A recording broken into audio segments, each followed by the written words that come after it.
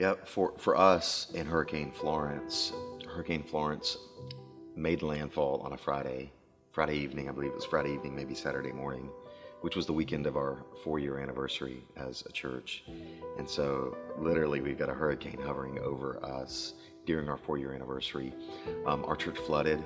I know many churches had ceiling issues, roof damage and leaks. We're in a low-lying area, so our entire building flooded. And we had 6 to 10 inches of rain across the entire building, and we had to move, we had to relocate. I mean, I don't know what the total number is, but dozens upon dozens upon dozens of churches are affected, having to relocate, can't even worship in their own space. We're almost a year removed, and there's still some churches that aren't worshiping in their sanctuary today. And we were fortunate in the sense that we were back operational in our building within about 6 weeks. And for other churches, it took 6 months or 12 months.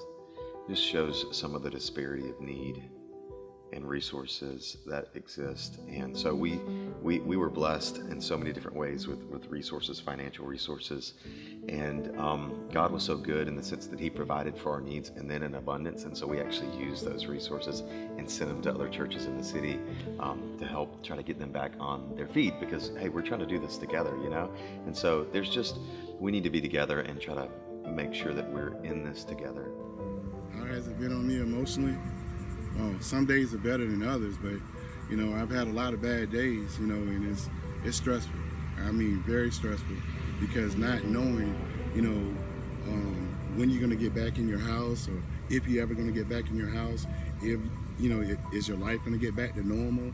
That's one of the things that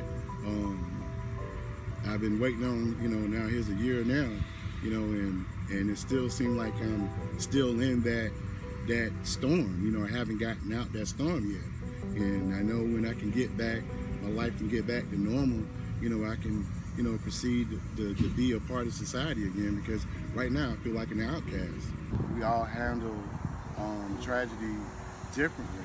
And if you don't have the support around you like you need, I mean, you just get lost and you just get stuck. I think from the beginning we just felt so overwhelmed with God's love and peace, and we just really felt like we were positioned perfectly to have gone through that and to be in that place where we could be a channel for His love onto our neighbors. There was 44 houses flooded in our neighborhood. We had 6.5 feet of water in most of them. And, right from the beginning, before we even got back to North Carolina, we were just praying so much that God's love would be greater than the flood. And He just more than did that. It was just so beautiful. It was so beautiful to me how organic all the organization came. And, we had a tent set up in our neighborhood where people just became like a volunteer tent. And all throughout those 2 weeks of cleaning up and mucking out and sorting through things, people would come up to that tent every day, just with tears in their eyes, saying, "I love Jesus. He sent me here. What can I do? I'll do anything." And they knew that they were going to be going through sewage-soaked houses and things, and volunteered anyway. And it truly, you could just see Jesus in them.